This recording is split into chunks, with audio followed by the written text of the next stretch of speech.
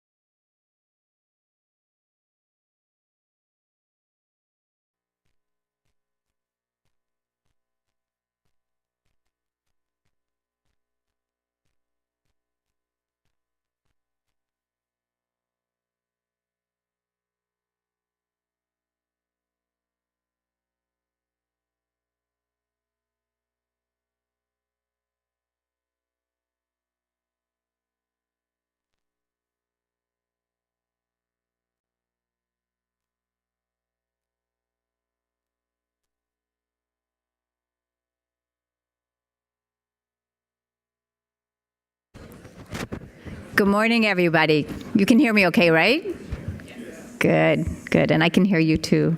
I'm Margaret Lowe. I'm president of Atlantic Live, and I'm so glad to see so many of you here this morning.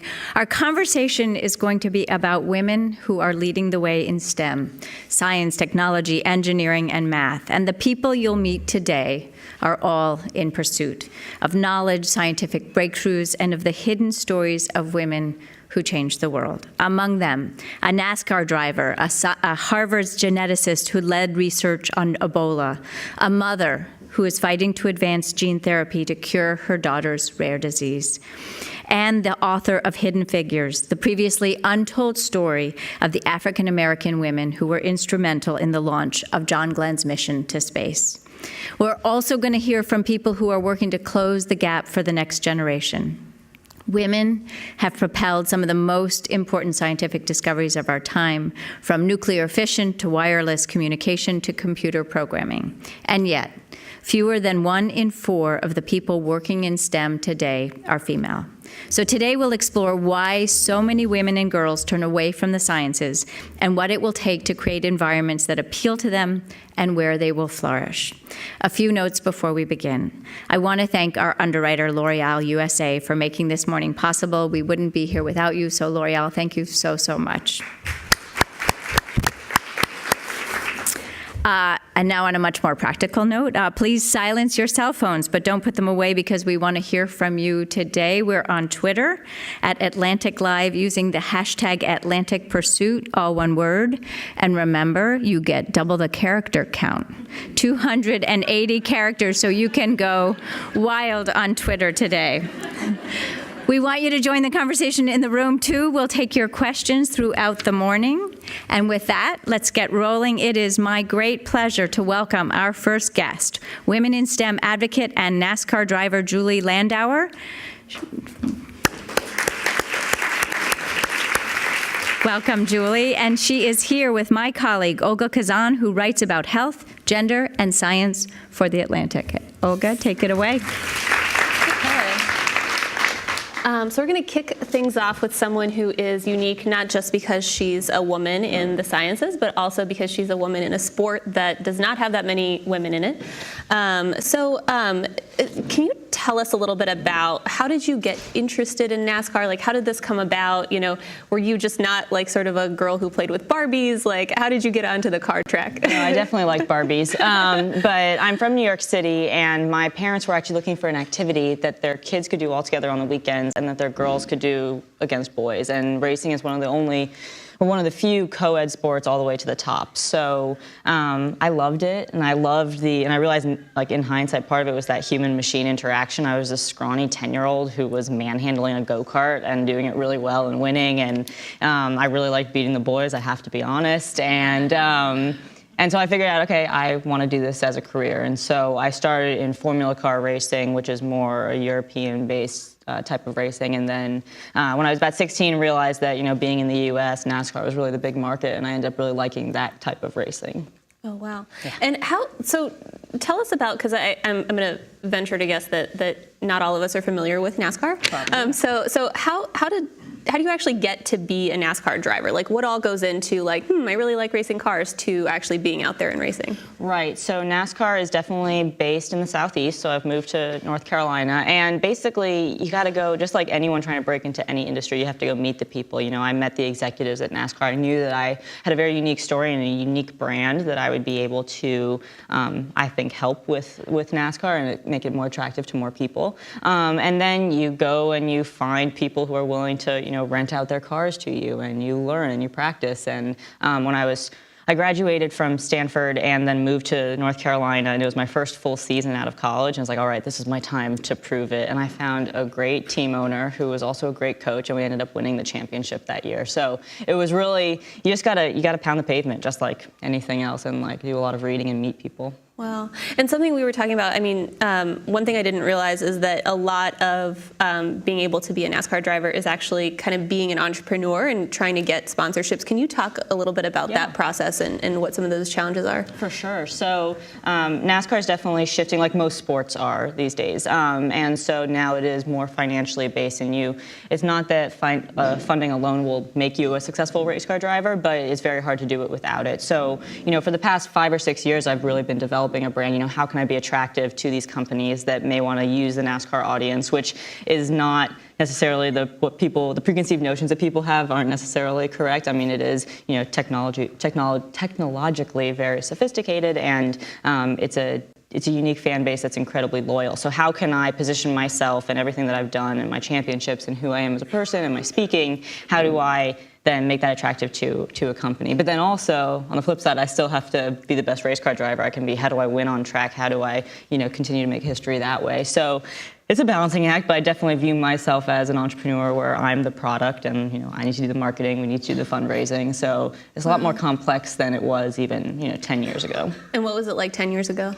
I think that there was more corporate involvement, more support from the manufacturers to develop young racers, and talent alone took you a lot further. It was still an expensive sport, but there was so much value, and I think the digital times we're in is kind of shifting where NASCAR fits in the spectrum of entertainment. And so it's just different. And so everyone's having to adapt. And yeah. Oh, wow. And so, okay, so going back in time a little bit, you graduated from Stanford in 2014, is that right? Okay. And it was a degree in science, technology, and society. I did not triple major there. Yeah, 1 degree, 3 things. So tell us about how you picked that specialty, and also kind of how have you used that degree and those skills in your race car driving? Right. So I went into college knowing that a lot of what I wanted to study, I wanted it to be able to apply back to my racing.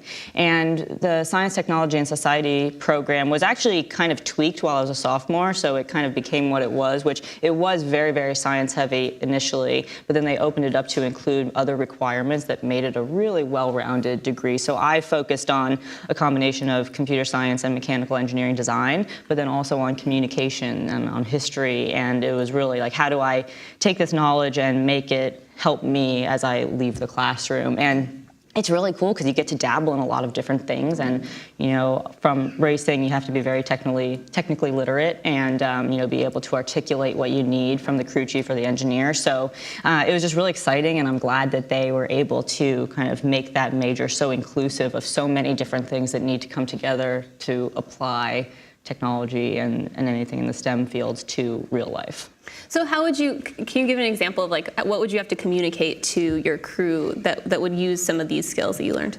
Yeah, well, one, just communication in general. How do I succinctly, like we talk over the radio, so if I'm on the track and I need them to make a quick change in a pit stop, how do I very succinctly say, all right, you know, when I turn in, the car doesn't want to turn as quickly as I'd like it to. So then being able to use the NASCAR knowledge, like saying it's tight and it's pushing into the corner, you know, how do I articulate that clearly? But then also just having a better understanding of the physics of the car and, you know, what it should feel like. Having a broad picture of how physics works helps with understanding what the feel is like. But then also from less of a technical side, you know, learning how to engage with an audience. How do you engage with a large group of people from like a fan perspective? And I was not very good at social media when I started, and I learned that the hard way. And it's just like, you know, not getting a lot of engagement. So really just taking a 360-degree approach. How did you get better at social media?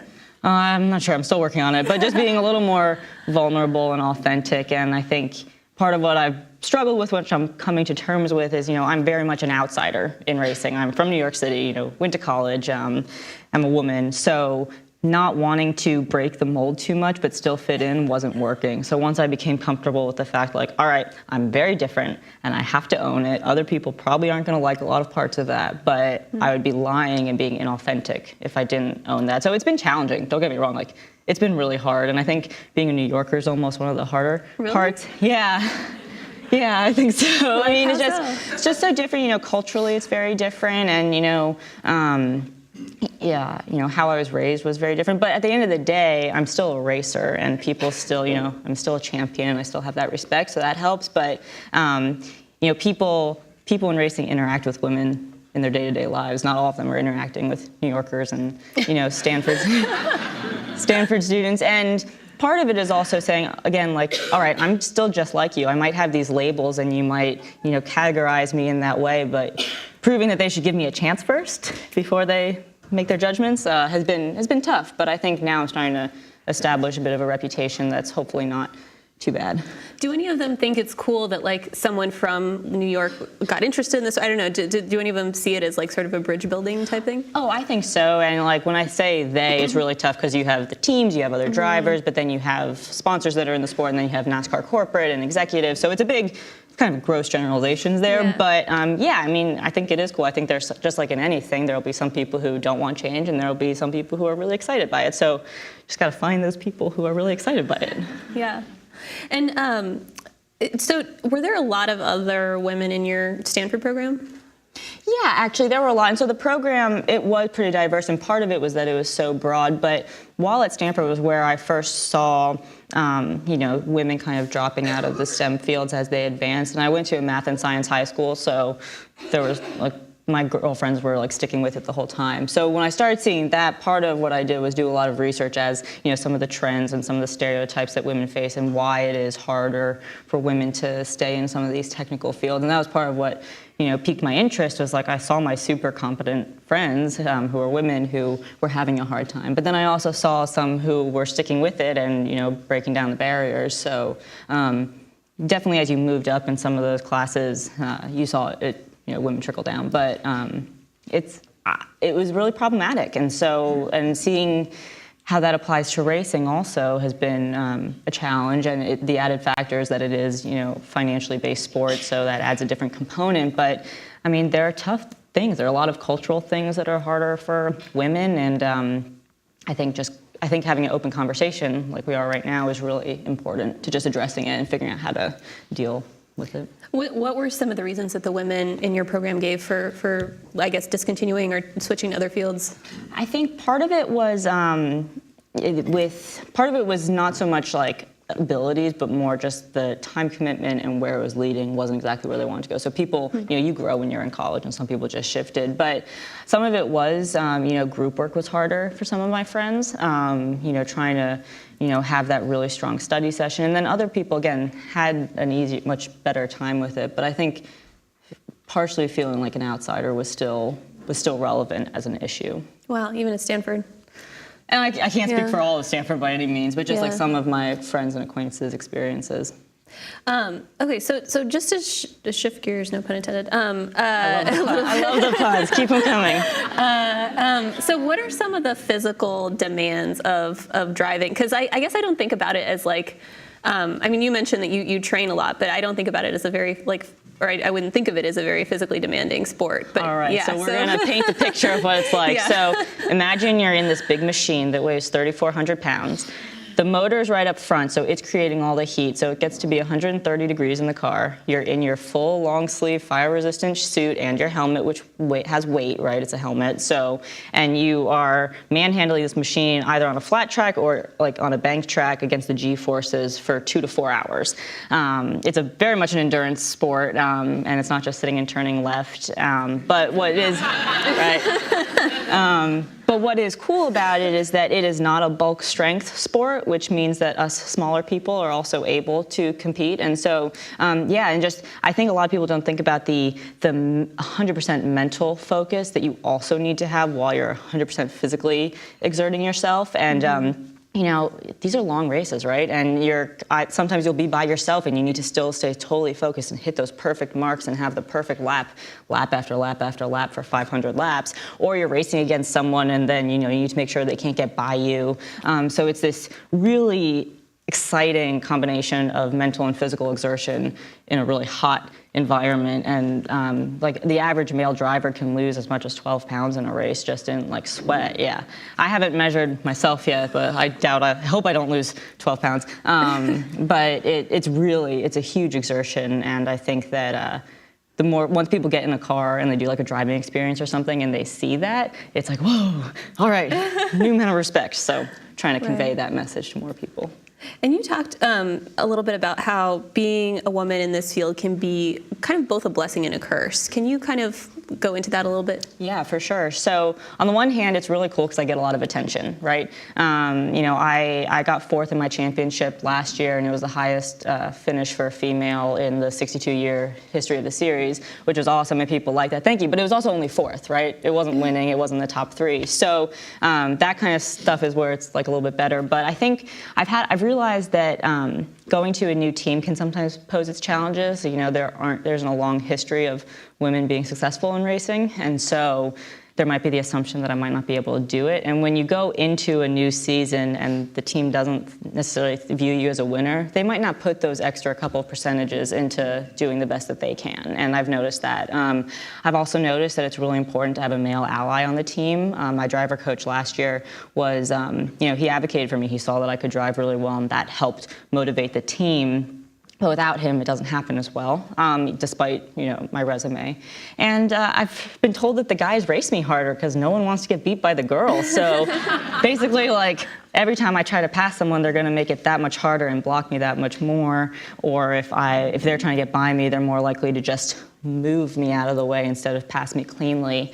And when you realize that, it's like, wow, I'm proving myself so much more than everyone else. But like, people don't realize that until they are invested in you and they see that. So it goes back and forth. I mean, it's the situation I'm in, but I think recognizing where the obstacles are and kind of vocalizing that, I hope is helpful for other women in the sport, but then also in other fields, recognizing there might be some unnoticed things that might be holding us back a little bit. Yeah.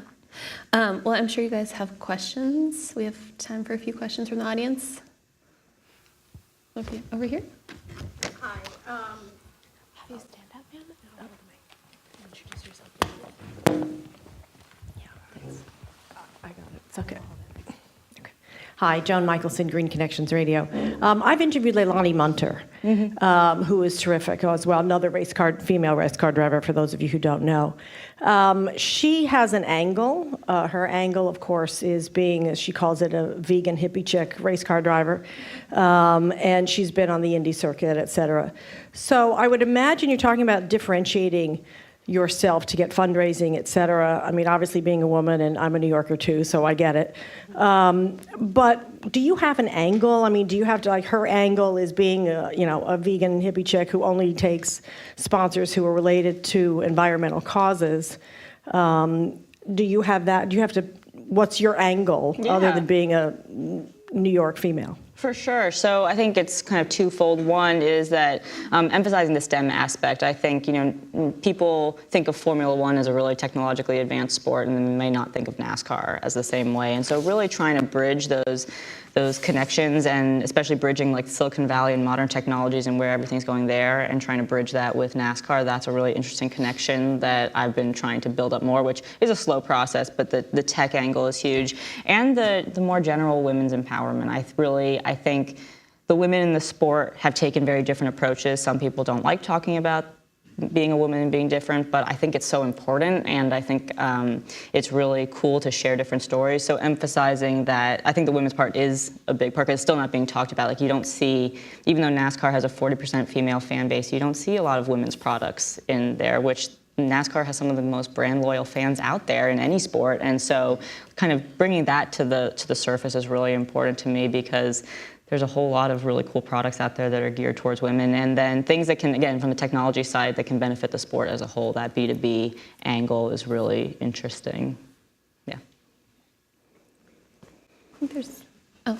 Sure. My name is Kathleen Linehan, and I work for CH2M Hill, which is an architectural and engineering firm. I'm fascinated by your story, and I think it's one of the coolest applications of sort of a young woman who was, sort of naturally inclined toward technical issues. So kudos to you for living through that. I know nothing about car racing in general, and I'm curious, are the other NASCAR drivers scientists and engineers? Yeah. Good question. So Paul Newman, at the top level in the Cup Series, he has an engineering degree from Purdue. Not more of the younger guys are going to college, and even though they might not have the official, college education, you can't be stupid and racing a car, and you can't. I mean, it's true. You got a lot of inputs coming in at really high speeds with walls right there, so you can't be. You got to be able to take that.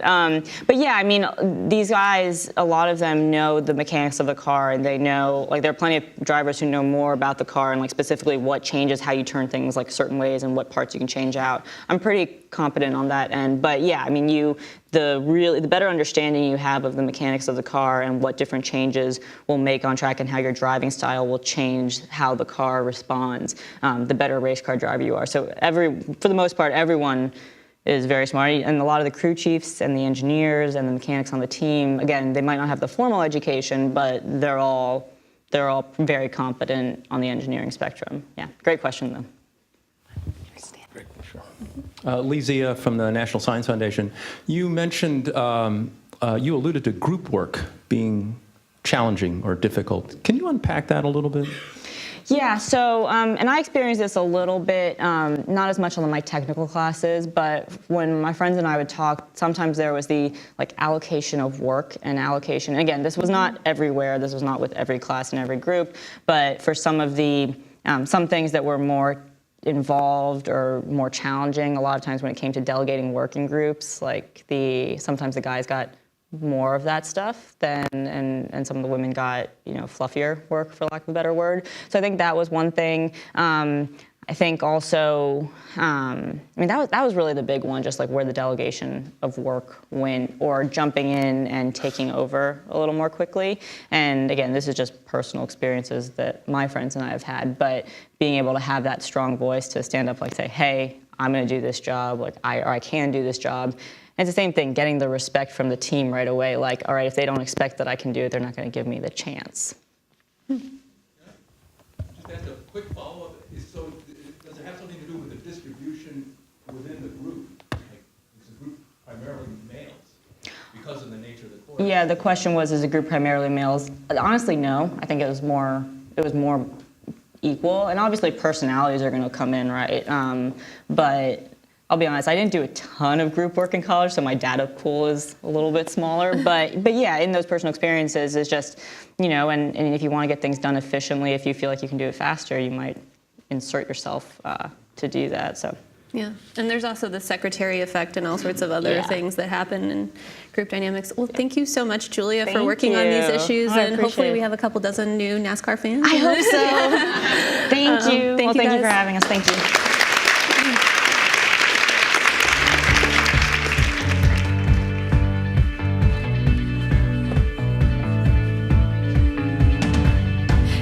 Please welcome Jocelyn Duff, Executive Director of CURE CMT Forge, Maria Frere, the President and Executive Director of the Foundation for National Institutes of Health, and Pardees Sabeti, a computational geneticist at Harvard University and the Broad Institute. To lead the conversation, please welcome the Atlantic's Jillian White.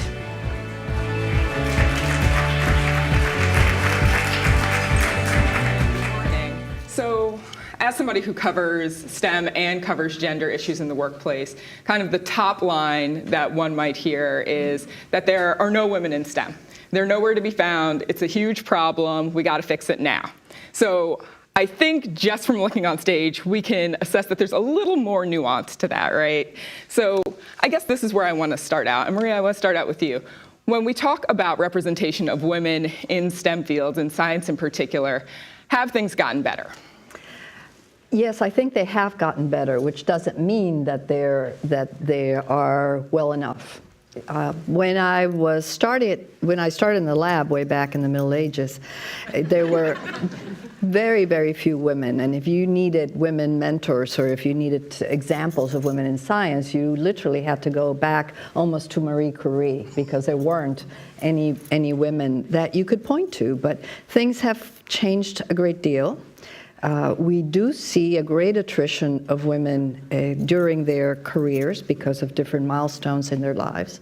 But we have wonderful scientists now. We have certainly women in all parts of biology, biochemistry, and science. So I think they have gotten a little bit better, but we have a ways to go. Pardees, what has been your experience working in labs? Have you had a wealth of other women to work with, and how has mentorship been?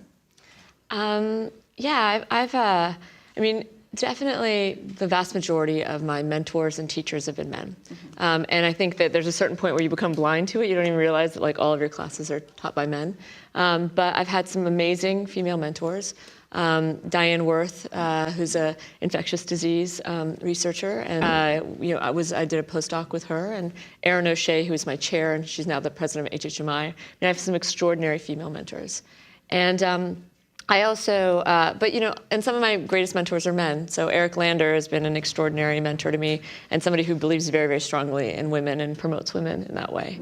And now, because I have my own lab, I have lots of women and lots of men. I have just awesome people in my lab. So it's about creating that diversity in always diversity that makes it really fun. So it's true that we have a long way to go, but it's kind of fun to be on that journey with other great women and men. Yeah, and what was the experience like starting your own lab, and what are you specifically focusing on? Sure. So the experience starting your own lab is amazing. It's like a startup that you're sort of putting together, and you get to build the culture of it. I mean, and as women, or maybe not just as my own personality, we do things a little bit different. Right now, we're like very deep into our annual holiday card. And if you look at our holiday card, it's like the first year I just went to Kmart and got a whole bunch of like, you know, ugly sweater type stuff and made an eclectic kind of Hanukkah, you know, Christmas, Kwanzaa, like kind of vibe. And now every year, I mean, we've reenacted the Academy of Athens. We've done a whole card underwater, literally getting scuba gear to make sure it was just right. And so it's been really fun. And it's what's really fantastic about it is that we can create the culture. We can create the environment that we want to work in. And we take our science very seriously. And our science is very serious, working on Ebola and Zika and other viruses like that, but we don't take ourselves seriously, and that's a lot of fun. Yeah. Jocelyn, I want to stick on the idea of mentorship and guidance. You are a physician's assistant, but you have started your own foundation to take a look at rare diseases. Can you talk to us a little bit more about the foundation that you started and where you looked for guidance as you were doing that? Sure. So the foundation that we started just a little over a year ago, it's called Cure CMT Forge. It's a nonprofit, all-volunteer foundation. And we started it because my 11-year-old daughter, Talia, was diagnosed with an ultra-rare disease called CMT Forge. It's known to affect about 22 people the world over. And in the world of rare diseases, people like myself championing the fight for finding and funding a cure is not an uncommon thing. So we quickly surrounded ourselves with researchers throughout the world who knew Talia's disease the best and the mutation involved in her disease the best as well. And you know, we're really pushing those channels of science. We were told that if we were to wait for someone else to take on the possibility of gene therapy to treat Talia's disease, that we might be looking at 8 to 10 years down the road, and we just didn't have that kind of time. CMT Forge has caused Talia to become wheelchair bound. She's lost the use of her arms, and she now also has respiratory involvement as well. Our preclinical work right now, one of our researchers there, Kat Lutz at the Jackson Laboratory, she has really sort of partnered with me to also be a champion for this disease, CMT Forge. And I think part of the reason for that is that she's a mom, and I think she really gets what we're doing, as well as the other researchers that we have involved. Yeah. So as you're getting this diagnosis and kind of coming to terms with that and how horrific that must be, you're also then deciding, I'm going to take this on my own and figuring out how to build a foundation and to raise money to get this done. Who was the person who guided you along? Was there anyone to do that? You know, we, unfortunately, the world of rare diseases, it is really the parents and family members who, again, have to take on the task of finding and funding a cure. So I feel as though all of those parents and families and patients before us have paved the way for us. So there wasn't really any one person that I looked to. You know, we just sort of tried to use what worked and didn't work for other rare disease foundations out there. And we're hoping to drive there as fast as we can. Yeah. I want to talk a little bit about the availability of funding for research and how much of that goes to women. I think, Maria, you've said before that this is one of the best times to be doing scientific research.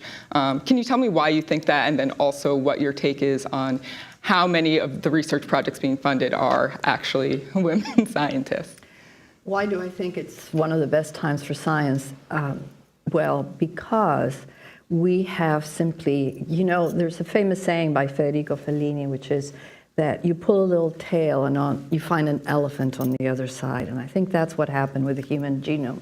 We pulled a little tail, and all of a sudden, the world of biology and of physics and of chemistry opened before our eyes.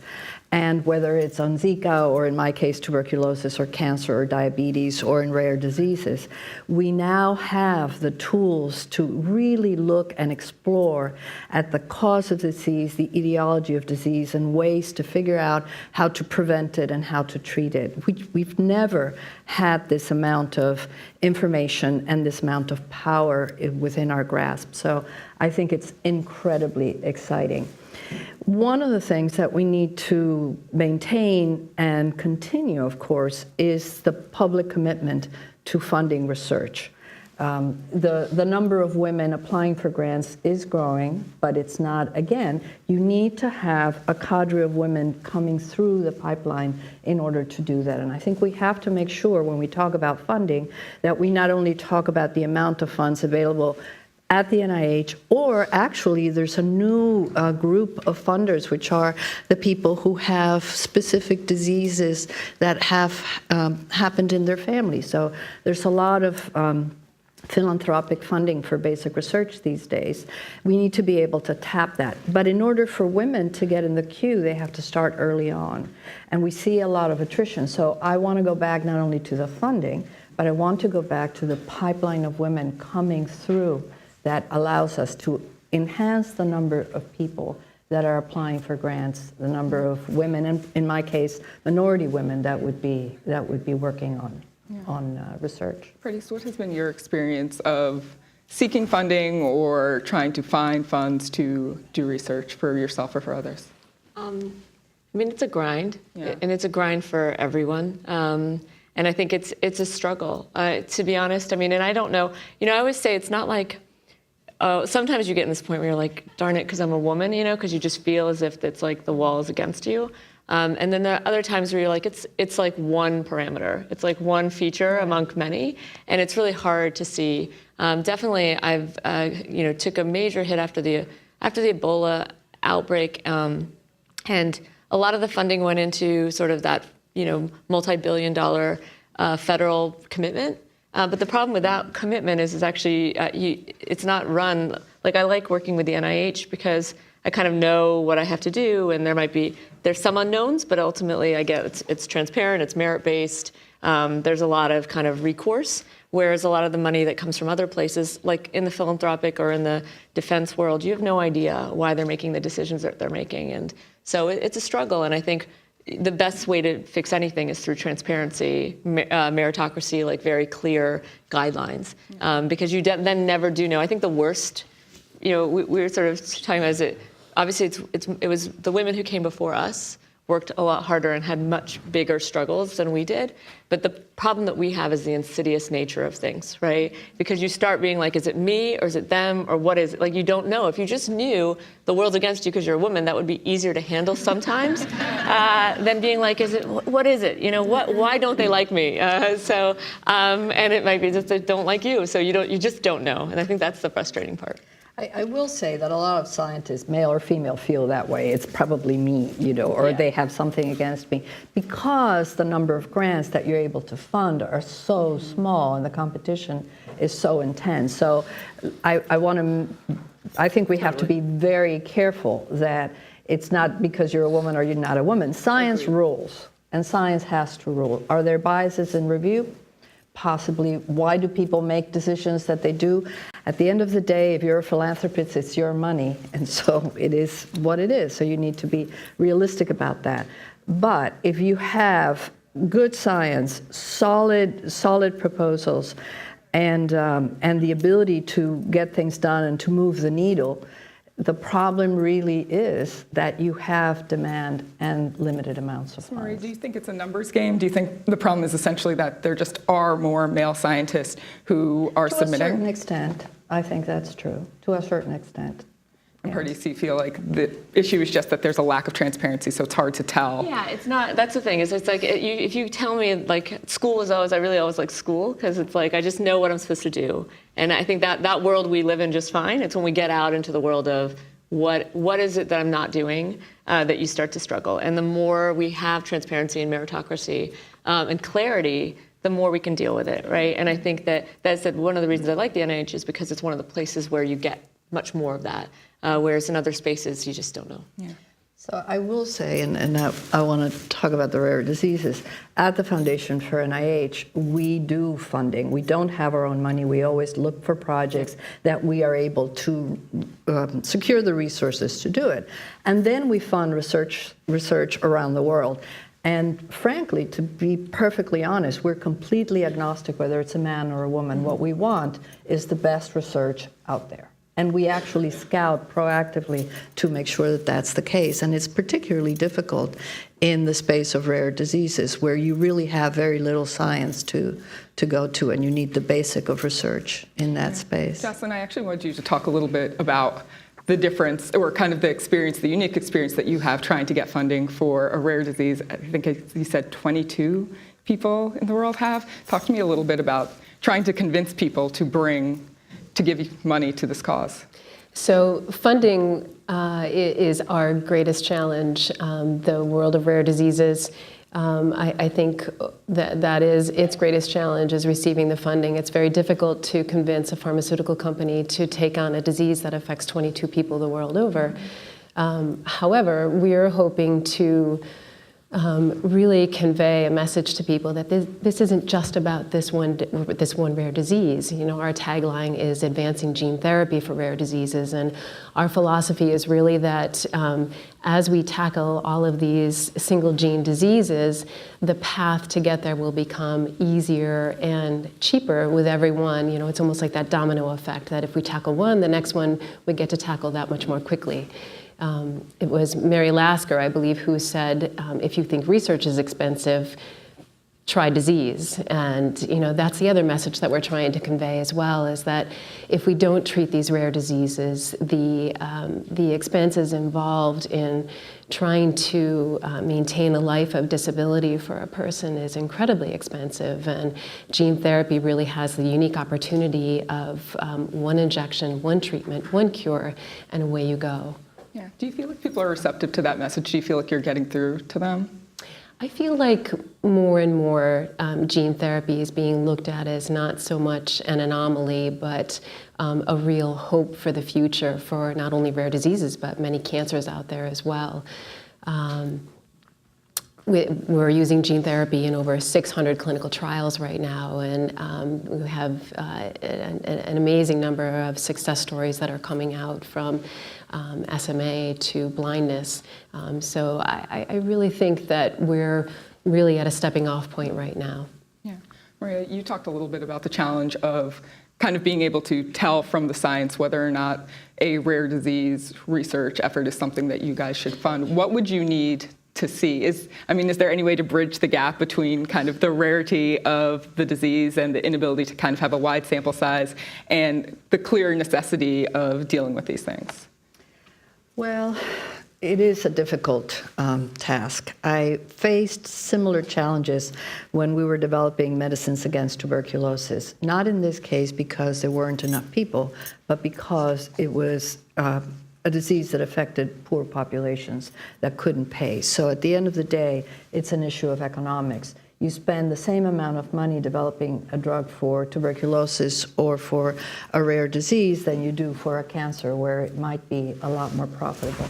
So we have to face that reality. One of the ways that you can bridge that gap is to figure out if there are common elements, if the target of the potential therapy can also attack other diseases. So then you start making the economic be more feasible. So let's say you find a pathway in the disease progression that you can tackle. And if you tackle that point, there are other diseases that you can affect. And so that's one possibility, that these rare diseases do actually help point to other interventions that would also be very helpful. So finding that link is important. Right. I want to go back and talk a little bit about the makeup of the field. Maria, you mentioned attrition, and Pardis, I want to talk to you a little bit about how you think about attrition of women scientists in the field. Has that been something that you've seen a lot, and what do you kind of think the issues are leading to attrition? Yeah, I definitely, if I think back to who was there with me when we started and where they are now, for certain there's a lot of attrition. And and I think I almost, there are so many times when I was almost bailed out, and I'm always ready to maybe retire with my parents in Florida and be like, I'm out of the game. It was a good run, and we're all set. But I think it's hard. You have to make a conscious choice all the time. And I remember at one particular point where I was the closest to just being like, I can't do this anymore, and it was a really hard part after I'd started as a faculty, and everything seemed to be up against me. And one of my female employees basically said, this is your defining moment. And it's not for you, it's for every other person that will come behind you. If you bow out, then what hope do we have? And I thought that was it was a really strong statement, and I've always kept it with me. And so there are so many times where we want to drop out, but if we want to create the world, that we hope for, and we hope for our daughters, and we hope for, for all the future generations, and we stick with it. And I think the biggest thing is about solidarity. So the women that did stay with me, I think, we get together and we talk about things, and you say, boy, do you know what just happened to me? And something really that feels great about that, right? When you can just kind of talk about what happened, and hopefully, bit by bit, there'll be less of it over time. Yeah, Maria, what do you think the causes of attrition are, and how can we deal with them? Well, so doing science is hard. Being in the lab is hard. I don't know that it's harder than other professions. Certainly there's people that do law or finance, etc., that spend the same amount of time and hours. It is a profession in which you don't get to see the immediate result of your work.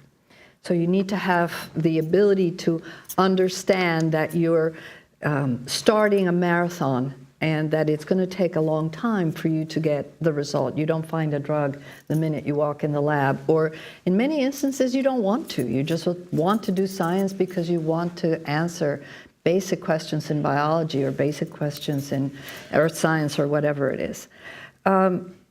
So women then find a partner, they might get married, they have children, and so balancing the work-life balance is hard to do. So having the support in the group of friends, having the support of mentors, having the support of your partner and your family is particularly important. Now, I speak as one who bailed out, technically.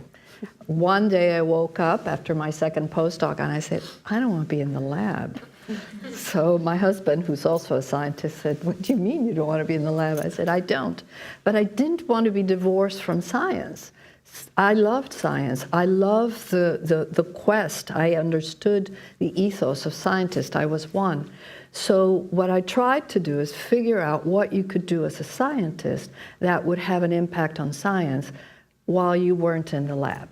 So the point I'm making is that even with a science degree, you can have tremendous influence on science if you're not in the lab. So for the women who decide, I don't want to be in the lab, there are many, many careers. You can go into policy, you can go into foundations, you can go into sponsoring research. There are many activities, or even in venture capitalists, where you can understand what people are doing and how you can use your expertise. So don't be disappointed if you don't want to stay in the lab, because there's a world out there that needs the scientific knowledge. Yeah. So I have another question or two for our panel, but then we do want to open it up to the audience. So if you could start thinking about and condensing your questions now, and also making sure that they're questions and not comments, that would be lovely.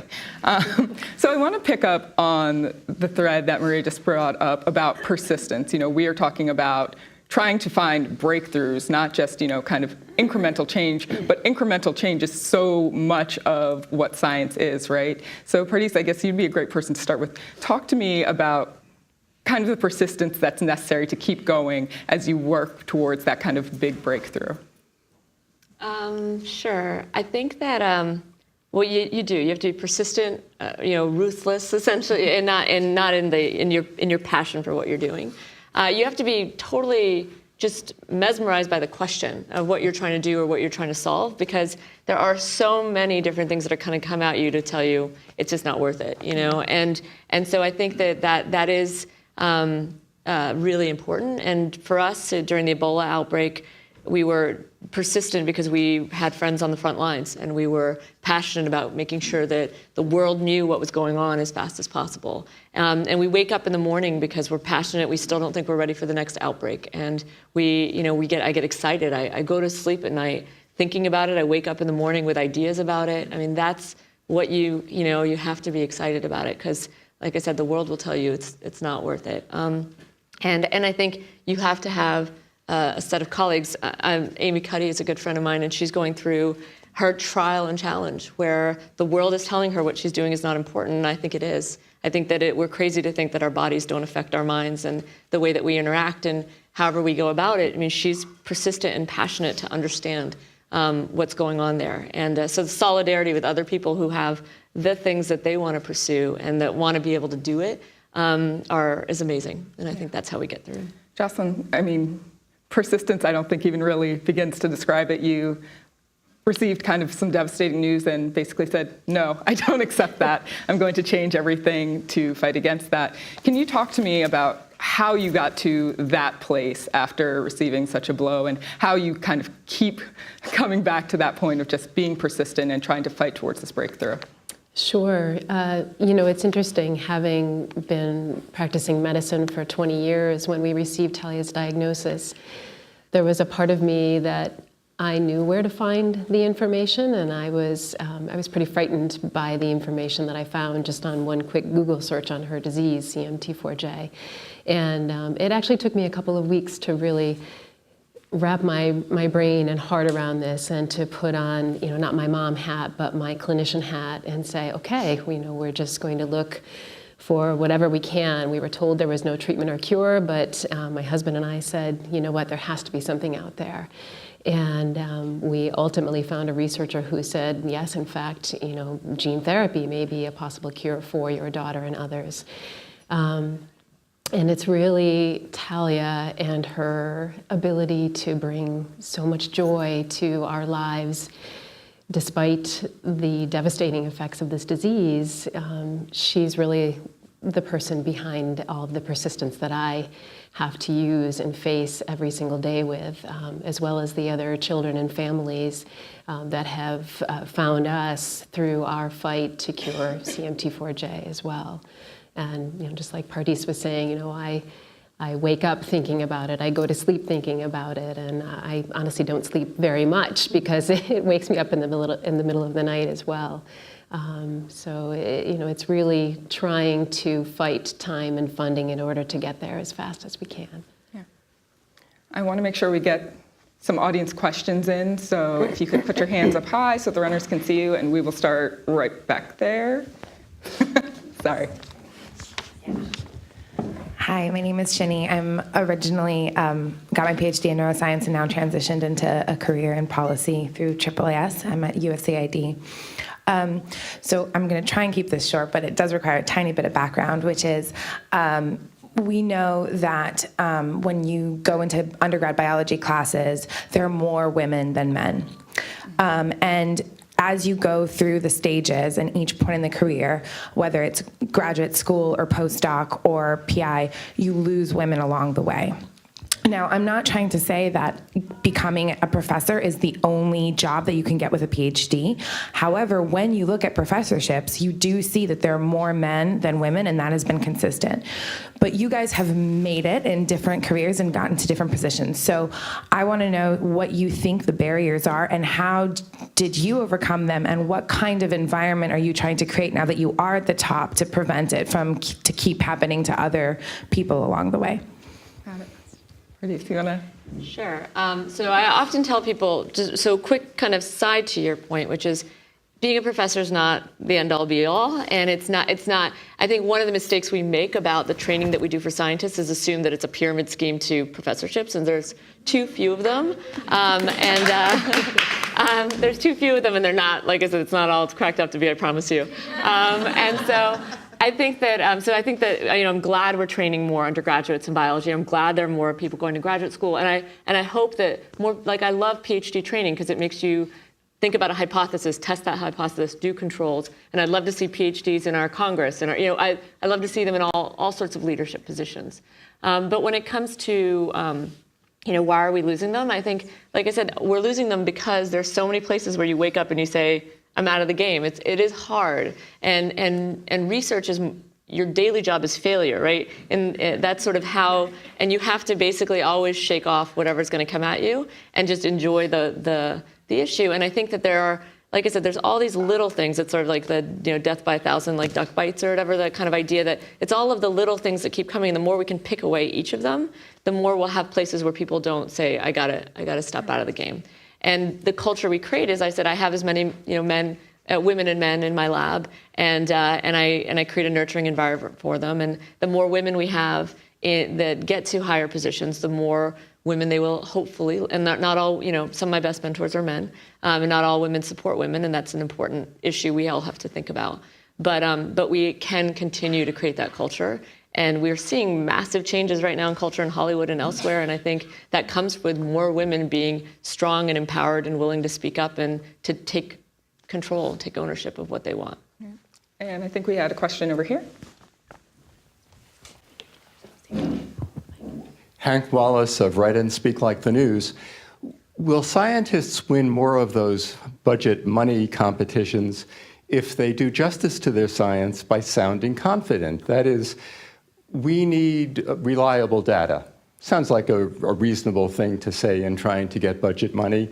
And yet, in a sexist environment especially, people often diminish their own science by qualifying it gratuitously and by putting a question mark at it. So we need reliable data becomes out as, I think we need reliable data. Okay.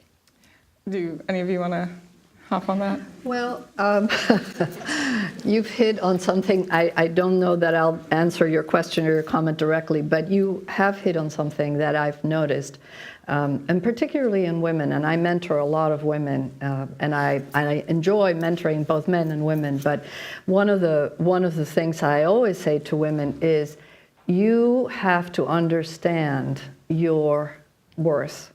Not overstated, not understated. And you have to learn to wield your power. Women often think they have no power, and they always think they're victimized.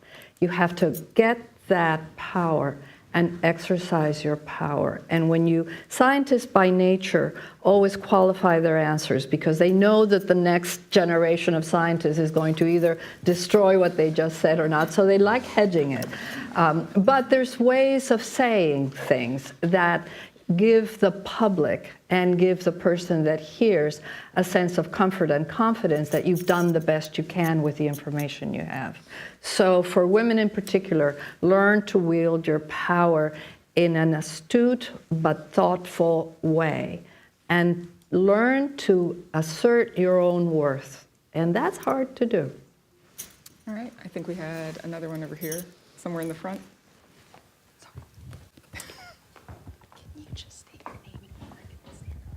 Yes. Hi, I'm Shalina Chalani. I'm the associate editor at Education Dive. I was really interested in your discussion about the pipeline, and I wanted to ask specifically, where do we start in the pipeline? How early are we supposed to start targeting girls? Do we go all the way to early childhood education? And what exactly are we targeting?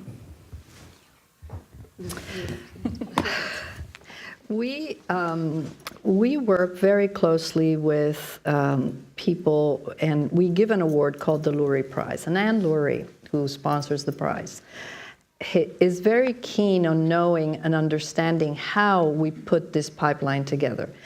The data shows that in middle school, even in early education, boys and girls have the same thirst and interest in science. But the attrition happens sometimes in middle school and high school, and you start seeing that attrition go down quite dramatically. What we don't do is self-discovery, and this is one of Anne's points. You don't do self-discovery of who ought to be a scientist. So you normally see, oh, he or she should be a scientist in a room, but there are many children who could be scientists, who have the potential for being scientists, but that's never open to them as an option or an idea that they could be the scientist. So keeping that interest throughout the high school, throughout the K through 12 education is critically important. Once you're there, once you have somebody at that stage, you will probably find that they'll go into a science degree, undergraduate, etc. And then the other big jump, as was said earlier, is between college and graduate school. So. Curtis, you had a thought on that? Yeah, I mean, I remember when I was applying for faculty positions, every place I went to, some female professor said, can can you come and talk to my middle school daughter? Because she doesn't think science is cool, and maybe you can convince her. And it was right at that age, as all these little girls that were so good at math, and then middle school, it's just like they're told not to. And I think that is really disturbing. And I think also in America, I love the US, I'm an immigrant, I'm a refugee. But I love America because of so many things. But one thing I find so surprising about it is that we are obsessed with the idea of being cool. And being cool means being good at sports and being funny and being pretty. But the one thing it has like a negative association with is being smart. And that is just strange, or being accomplished, or caring about your work. And these little girls, they get this impression that if they start to show an inkling that they like math, that somebody won't like them. And I think that's something we have to make a conscious choice to change, because we're going to really drive out a lot of young people out of the sciences and out of a sense of wanting to have self-worth in their accomplishment and in their academic achievement and beyond. And so I think that's one of the reasons why I stay in it, because I think it's important that they see that it can be fun. And I love talking to middle schoolers and giving them a hard time about it too. So, everyone, please join me in thanking our panel.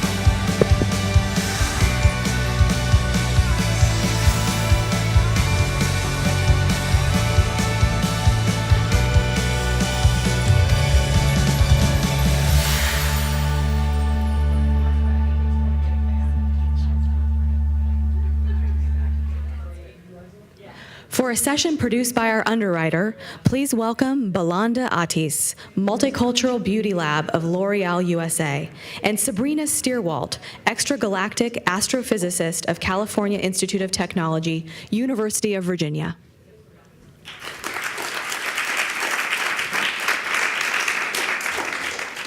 Good morning, everyone. My name is Belanda Atis, and I am the manager of the Multicultural Beauty Lab at L'Oreal USA. On behalf of L'Oreal, I'd like to welcome you all here today. We also have with us our 2017 For Women in Science winners. Women, please stand and be recognized for your amazing work.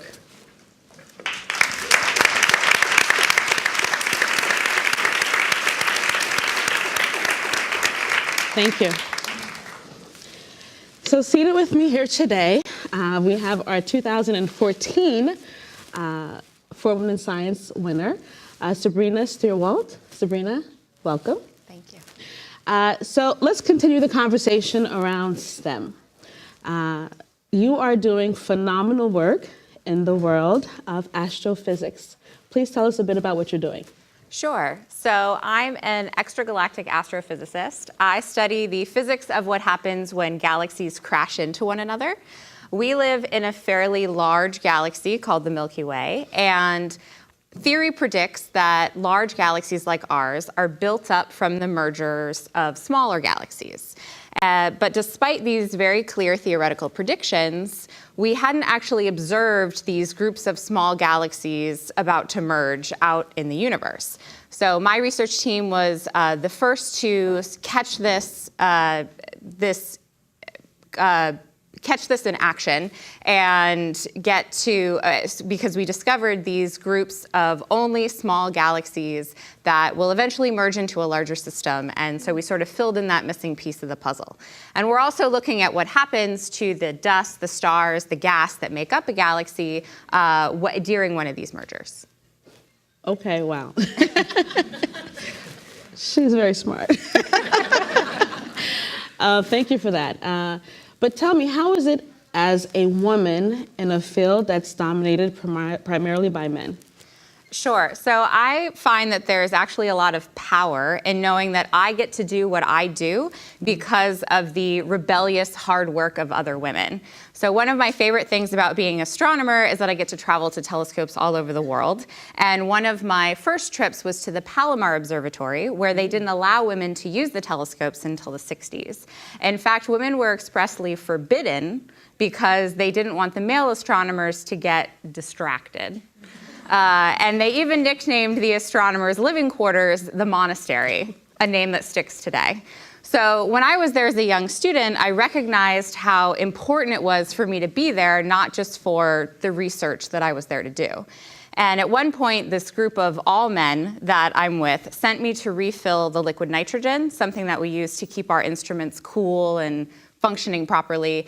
And so this meant I had to hoist this 40-pound metal jug up to my shoulders and then carefully tip it and make sure I didn't spill and burn myself. Wow. And now, being a mom, I can throw a 40-pound child around no problem, but back then, not so much. And so I almost flattened myself under this jug. But there was no way I was going to go back and tell those senior men that I couldn't do it. Never. I kept thinking about Vera Rubin and Margaret Burbage and all the other women that came before me and thinking, I can't let these ladies down. So I managed to get it done. Awesome. Yeah. But I mean, speaking of getting it done, when I was a L'Oreal fellow and I visited the research and innovation labs, I couldn't help but notice that the diversity of L'Oreal scientists is very different from what I'm used to seeing in my field. So can you tell me about the work that you pioneered as the founder of the Multicultural Beauty Lab? Sure. So my journey was a bit personal as a woman of color. Growing up, I had a lot of challenges on trying to find the right foundation shade. Whether I had to mix several shades together, wear a bad shade, not wear anything at all, not an option. I realized really early on that this was a big problem. And it really bothered me, and I tried to figure out what are the ways for us to find a solution. So fast forward, now I am the manager of the Multicultural Beauty Lab. And in our research, we were able to identify a colorant called ultramarine blue. And this particular colorant is very rare, very difficult to stabilize. But once used, it allows you to go deeper in skin tone, deeper in shade, but to provide a very clean color so we don't have this dirtiness or muddy look, as well as it providing you a very natural look. So it not being ashy. So with this work, we're now able to, say, have an infinite number of shades for women of color in a deeper skin tone. And this work now is being utilized in a lot of our larger brands, such as Maybelline, L'Oreal Paris, and Lancôme. Excellent. So your work is such a great example of why it's so important to have a variety of perspectives in identifying a problem and then doing the scientific research to find a solution. Do you think women have a unique role to play in science? Oh, of course. Of course. In our research, we traveled really across the U.S. collecting skin tone data and internationally as well. But when we were collecting the skin tone data to be able to take back to the labs to create these new shades, we were able to interact with women and young girls. And that experience, I think, was the most rewarding for me because it was the first time that they were actually able to see a scientist do something fun. You know, typically they hear, science is, mixing things together. It's not super exciting, but they really took interest in what we were doing. So with that, it kind of sparked an interest for me to go into the schools and to have conversations with girls on the importance of science, and really to understand that science is in everything that we do, everything that we touch, and that it can be fun. So today, the Multicultural Beauty Lab is really focused on understanding the needs of our consumers, but at the same time, sharing the importance of science to younger girls. Great. Sabrina, it was awesome talking with you. Same to you. Next time we'll have some more time to discuss. But let's continue the conversation on STEM. More importantly, STEM and how it relates to women. Thank you all.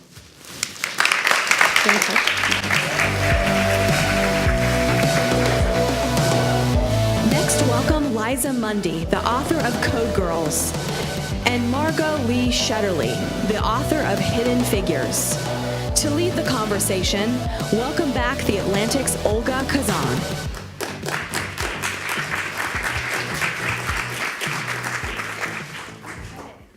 So now we're going to look at kind of what it takes to unearth these stories of women in STEM. One of these appear with two best-selling female authors, but one of them in particular has really already kicked off a sort of a national movement and a national conversation looking at the hidden figures in different STEM fields. You're saying that people now actually say like the hidden figures of X, which has got to be a really awesome feeling. So maybe I can get each of you to sort of tell me a little bit about what inspired your book idea, sort of how you came to even take on these projects. Well, I just really briefly, I grew up in Hampton, Virginia. My dad is a NASA scientist. He's now retired, a research scientist. And so the community that I grew up in had a lot of people who worked in technical fields, a lot of scientists, engineers, mathematicians, many of whom included the women that I wrote about in my book were African American or women or both. So I had this view of what a scientist was from the time I was a child that was already very diverse and very inclusive. And so I'd really taken it for granted, but it was a moment when my husband, we were visiting my parents, we ran into some of the women who had worked at NASA with my dad. And my husband, with very fresh eyes said, wow, I can't believe that this story happened. I can't believe these women were doing this. And I can't believe that I never heard about that. And why is that? And that was really, for me, the spark that created this odyssey. It became this odyssey of hidden figures. So my book is about women who worked as code breakers during World War II. There were 10,000 women who came to Washington to do this work. I'm so grateful to Margot for so many reasons, but Hidden Figures really has entered the lexicon. So for those of us who've come after her book, people will say, oh, those were the hidden figures of World War II, code breaking. And so it's just, yes, they were. And I have a husband story too, actually, because the wartime code-breaking operations became the NSA, the National Security Agency. And my husband was actually reading a declassified document about the Soviet code-breaking project that we did during the war. And he also noticed in this declassified history that 90% of the people working on that project were women, and also thought that seemed really interesting. Many of them were former school teachers. And so I thought that was interesting and went out to the NSA to talk to their historians and found that there was a much larger story of women working on Japanese and German code breaking also during the war. So that's how it came to be. Yeah. And so for both of you, these stories seem to have been sort of hiding in plain sight. How did you go about doing just the research for this? If it's something that not a lot of people know about, how did you find out about it? And what were some of the, maybe the challenges in that? Well, first of all, I'm really curious, and you just said, talking to the NSA historian, so I definitely want to hear those stories. For me, it was really putting together a lot of disparate sources. So the story really was there. There are bits and pieces of the history everywhere. It's just that it hadn't coalesced into one narrative. So NASA Langley, the NASA historians have been amazing. The families of the women have been wonderful in terms of sharing their stories, photos, Sunday school program. I mean, just, all of these different pieces of history and life. And then, of course, digging into the National Archives and digging into the documents from World War II and finding boxes that, had never been opened since they had been, archived. Yeah. And then really saying, okay, now I've got all these pieces. What's the story? And how do I tell this story so that these women are given a voice? So it's not just, excuse me sort of writing my story, but sort of interpreting their story. I really wanted their voices to lead everything. Yeah, so the NSA historians were also extremely helpful, and the curator at the Cryptologic Museum that we have in Fort Meade, and they really genuinely wanted. In my case, these were women who had been born in 1920 or 1921 or 22, and I knew that even when I got started, they'd be in their early 90s. Mm-hmm. So my reporting was a sort of a desperate, simultaneous attempt to go into National Archive records, but really first to find the women and to convince them that it was finally okay to talk, because they had been told when they came to Washington during the war that they would be shot if they talked about what that they did. It was a top secret code-breaking effort, and they kept the secret even after the war also. And nobody had told them, nobody had sought them out to tell them that it was okay to finally talk. So it was sort of like those Japanese soldiers who you hear staggering out of the jungle 20 years after the war, not knowing that it's over. In this case, these women didn't know that the oath of secrecy had been lifted and that it was okay to talk. So in part, I had to convince them that they would not be put in prison, literally, if they talked. But then once they were convinced, they were very eager. I would assume it was maybe the same in your case. Very, very eager to tell their stories. Amazingly sharp memories about the code-breaking work that they did, and I think also a desire to finally get credit for what they had done. Yeah, they did. The women definitely. I mean, I felt during this whole process, like you did, I think, this urgency, like a desperate urgency to track down these people while they were still here to share their stories. And I definitely found that they weren't under the same kind of oath of secrecy, that level, and just sort of total lockdown on information as the women that you wrote about, but there definitely were secret projects, and there was certainly the rule of you just don't talk about it. You did not go home and have dinner conversation about what you did at work that day. And it's amazing how good people were about that. I mean, we have now CIA directors or NSA directors who start writing books like immediately after they leave. Really, but the people who were doing this hard day-to-day work really did honor that. Not that the directors of the agencies don't, but they really took it seriously for the rest of their lives. Yeah. Wow. And Margot, maybe you can talk about kind of the impact that Hidden Figures has had. I mean, either in the communities that you were trying to reach with the book, or maybe in surprising places that you didn't realize that it would resonate.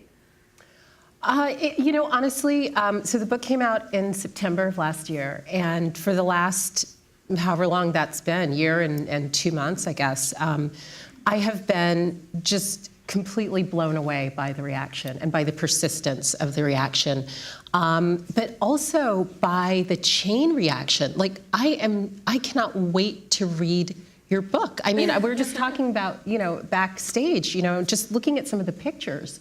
And looking at pictures, that was a huge part of the research for the book, of trying to figure out where people were and what they were wearing and who they were sitting next to. And then all of a sudden, there are all these other stories. It's as if we were just talking that we were sitting in a room that was completely dark, and we turned it on, and there's a whole room full of women that we haven't seen. And so I think the thing for me that's been just so incredible is to have told this story that has this personal connection, and also I think has a lot to do with my interest in the American dream and social mobility and race and gender, but to see so many different other kinds of people embrace the story, men embrace the story and find inspiration, and to say, hey, what else are we missing? If we miss this story, these rooms full of women all over the world, breaking codes, doing math, computing, fueling the 20th century. Well, geez, what else are we missing here? Who do we need to see now? Right, and the fact that these stories have been hidden up until now is why we're still having these absurd conversations about whether women belong in the tech sector. You know, why there aren't more women in Silicon Valley? Maybe they're just not biologically suited. Yeah. And so hopefully these stories, well, I don't think there's any question that these stories will make a difference in that conversation. Yeah. One can only hope. Right. We can only hope. Yeah. So, I mean, you guys are writing about things that happen in the 40s and I guess the 50s and 60s, right? And so, you know, I'm wondering what were the circumstances that brought so many women into these fields during those times, and also kind of what happened after that? Because now we don't have this you know, huge amount of women, you know, computers. Working, you know, we don't necessarily have a lot of women in cybersecurity. So, and meanwhile, those fields are exploding. So I'm just curious as to how you see the trajectory of how those women got to be in those fields, and then also how they kind of trickled out, it seems, yeah. Well, like Liza's women, the women of Hidden Figures came during World War II. There was this, actually, the first computing pool at the Langley Memorial Aeronautical Laboratory, which is the kernel of NASA in Hampton, Virginia, where there were 5 white women, and this computing pool concept really worked, and then it expanded. So they came during World War II. They stayed on during the Cold War, and then, and this is something that I think is, I'd really be interested in hearing your point of view, but I think that what happened is that when a computer became an electronic device, a capital investment of $1 million, which was a lot of money back in, you know, the early 60s, whatever. That's when, you know, the computing supervisors became men. When it was a room full of women and the investment was a $500 computing machine times 25 times a salary that was often less than a man, that was a different set of economics than this big capital investment and a sexy computing machine. And so at least at NASA, in those computing groups, once that happened, the supervisors, and you can look at the organizational chart, the supervisors of that first level supervisory group, all of the women were gone, and then men came in. Yep. I think exactly. I mean, obviously, my cohort came during the war. The men were all fighting. We needed to ramp up our intelligence in every way instantly. We needed thousands of people doing signals interception and then the breaking of the signal codes. And so the men were literally gone. And so, you know, I literally found a document in which the Navy said, a Navy memo said, new source, women's colleges. Like somebody literally thought, okay, the men are gone. Where are we going to get these people? Let's start establishing contacts and doing recruiting at women's colleges around the country. And also, you know, they were bringing in Native American code talkers. It was this moment of inclusivity because we were in a global emergency and the men were all on battleships or, you know, fighting in Europe. And I can tell you exactly what happened. I think, you know, with the computing industry, because this was cybersecurity that, in my case, that the women were doing, and this was hacking into enemy communication systems. So, but what happened after the war, in terms of the computer industry, you know, it became much more profitable. So men were more attracted into the field, but also a number of these women did stay on with the NSA. Some of the female codebreakers I write about stayed on and formed an early cohort of the NSA. But there was such pressure in the 1950s to, if you got married and got pregnant, you really were expected to go home. So in one of my central characters, who had been a school teacher in Mississippi, she got recruited, she came to Washington. She continued working at what would be the NSA after the war as a mathematician. In her personnel file, there were awards that she received, but there was a handwritten note when she got married and got pregnant and said, I am resigning my position as a mathematician at the National Security Agency because I'm expected to be home with my baby. That's literally what it said. There's no more, you know, during the war there was government-sponsored childcare, and there was none of that. So I think the women at the NSA, another character in my book, Ann Cara Christie, would rise to be the first female deputy director of the NSA. They did not get married and they did not have children. That was the only way to stay in the field at that time. Why did the childcare go away after the war? because the United States was so unnerved by all the social change that was taking place during the war, by all the young women who were getting on trains and coming to DC and living on their own, that they just wanted to stuff the genie back into the bottle. I think there was a lot of ambivalence even at the time. You would see these, when I was looking at the posters, the sort of propaganda, motivational posters during the war, Rosie the Riveter, but there were also posters that said, they would have a child saying to his mother as she goes off to the factory, "Dear mom, dear mother, when will you stay home again?" So it was baked in really from the start. There was women at Goucher, there was the president of Goucher talked about how one of the defense companies wanted 20 engineers from Goucher, which is a women's college, and it said, "Give us beautiful ones, for we don't want them on our hands after the war." The implication being that if they're beautiful, they're more likely to get married, and then they'll stop working, and so things can go back to normal. Wow. So that's just sort of a sampling of, I sense, the sexism maybe that was prevalent at the time. And of course, the women in Hidden Figures had to deal with racism on top of sexism. So, and obviously we're talking about things that happened decades ago. It was obviously way worse. But what are some of the, how did they deal with that? How did they deal with being sort of these newcomers in this sort of traditionally male and white space? Well, I think in particular for all of the women, and particularly for the Black women, they started out as school teachers. So the women, they generally came with college degrees. And the salary that they got paid was 2 or 3 or more times what they were getting paid as school teachers, particularly for the Black women who were working in segregated schools where they were already getting paid less than their white counterparts. So all of a sudden, they walked into these jobs that were, this was a world that had not existed for them prior. So in World War II, I remember interviewing some of the children of the women who were from that very first generation.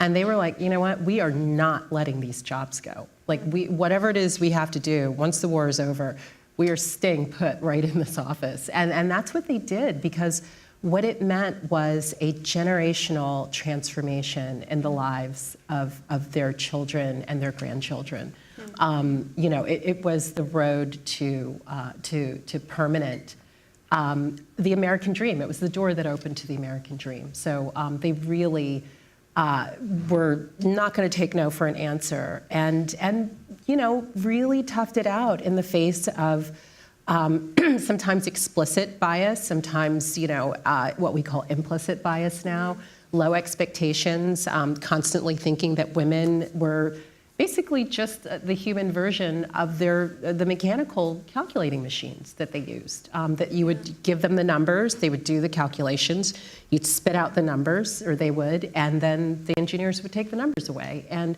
it really took women saying, you know what, I am interested in this work, I am doing a great job, I'm curious about this, I want to do more. Like, they really had to assert themselves to sort of bring themselves out of the blind spots of the engineers. Yeah, probably more so than even today.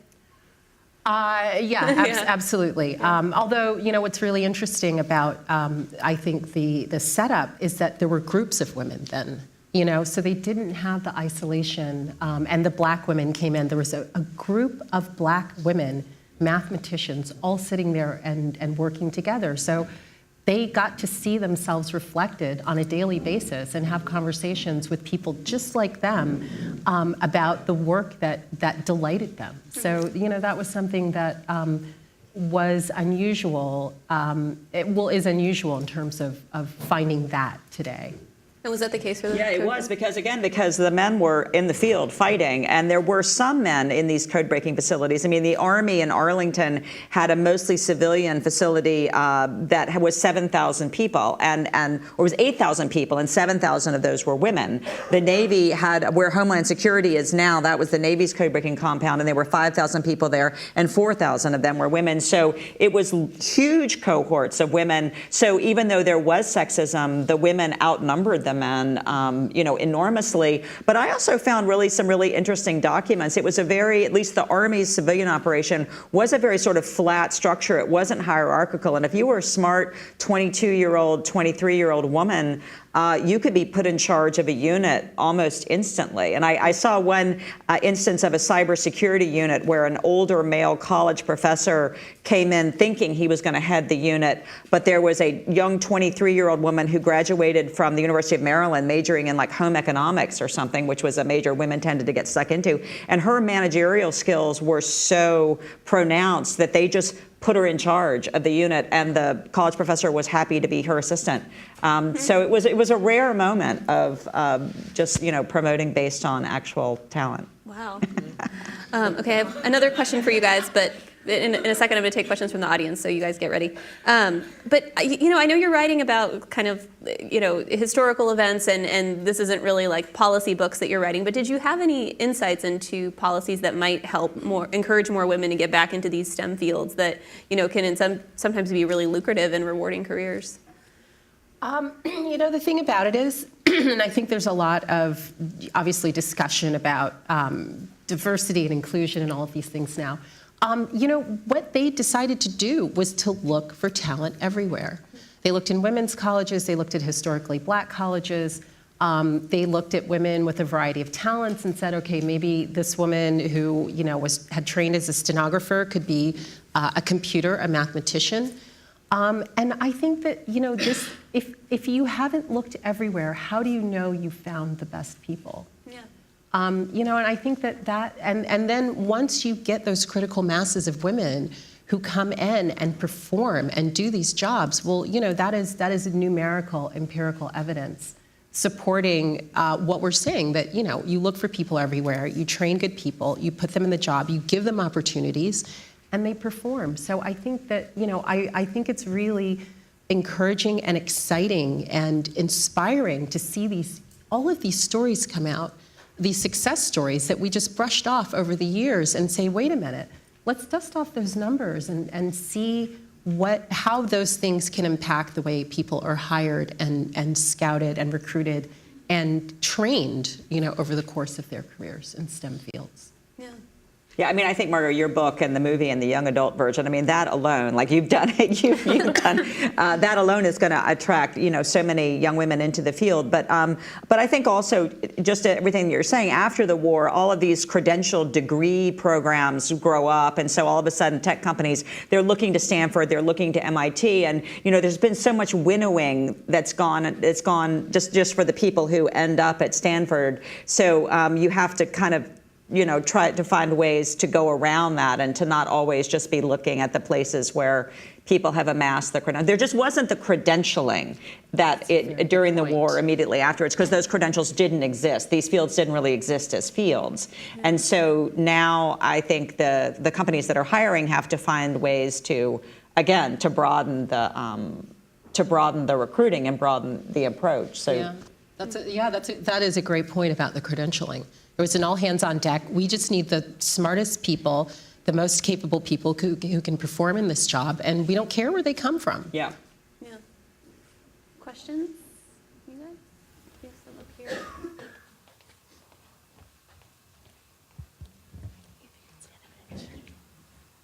Oh, you can hold it. Okay.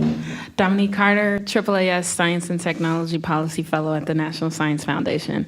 I just want to thank you both for the important work you're doing in terms of telling the stories of women in science. I wanted to know if you could speak more on the role that the media plays in the public perception of science and the scientific enterprise, and how scientists can more effectively engage the public. Well, I have to say, one of the things that has been just fascinating about seeing first this story become a book and then seeing the book become a movie is how, and even for people who have read the book, the things that people remember come from the movie. Like, there is something about the power of a big story, a big narrative, that makes people remember those details, and to, and not even the details, but to say, wow, it's really possible, And so, like, I've gotten tweets. I remember this one tweet from a mom who was telling me about her fourth grade daughter who had been very math phobic, and not bad at math, but math phobic, or math averse, I guess, and had been trying to push her to study. And she saw the movie, and then she told her mom, you know what? The numbers are going into my head just like Dorothy Vaughan. And I think that there is this story that science gets as being all male, all white, all boring, people who are incapable of having communications, people who have to sacrifice and sit on a mountaintop and not engage with the rest of us. It's an incorrect narrative. Scientists are social, they're collaborative, they're female, they come in, all different backgrounds. And so I think the power of taking that narrative, and that science is fascinating, it's thrilling, it's exciting. I think that is the power that the media has to transform the way all of us see that particular field. And I think the flip side of that is that Hollywood and the publishing industry have tended to really love these stories of the lone, eccentric, tortured male genius. So whether it's Alan Turing, because there's an arc, there's the brilliant moment and then there's the torturing. And so Alan Turing, in terms of the Imitation Game, A Beautiful Mind, and these narratives tend to feed in the idea that there is this lone genius who's sort of achieved everything and nobody else really matters. But in fact, these enterprises are so collaborative. And so to be able to tell, like as Margot did, to be able to convey that this was a group effort and each individual is unique and contributed, but somehow it's the coming together of all these talents, which really is how science works. Absolutely. It's a challenge because you have to sell a publisher or sell Hollywood on a cohort narrative, which is not easy to write. When am I going to bring in this character? And but it really is the way that it happens. It's the way that it happens. As anyone who works in science or basically any other endeavor knows, everything is a group effort. You rely on the work of the people who came before. You support the work of the people who come after. You benefit from lots of different ideas. And but this that Einstein idea is the one that persists. Right. And studies show that is damaging to women's inclusion in the field. That if we cling to the idea that it's a genius, that you have to be a genius, we still tend to associate genius with men. Mm-hmm. And so this prejudice continues to exist against anybody who's not sort of associated with that in our mind. Yeah. Another one up here.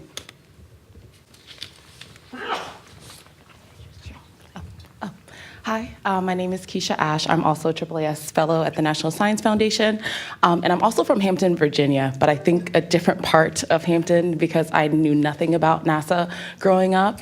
And in fact, when I was in school, I gravitated, towards math and science because I had an aversion towards history, so I was history phobic.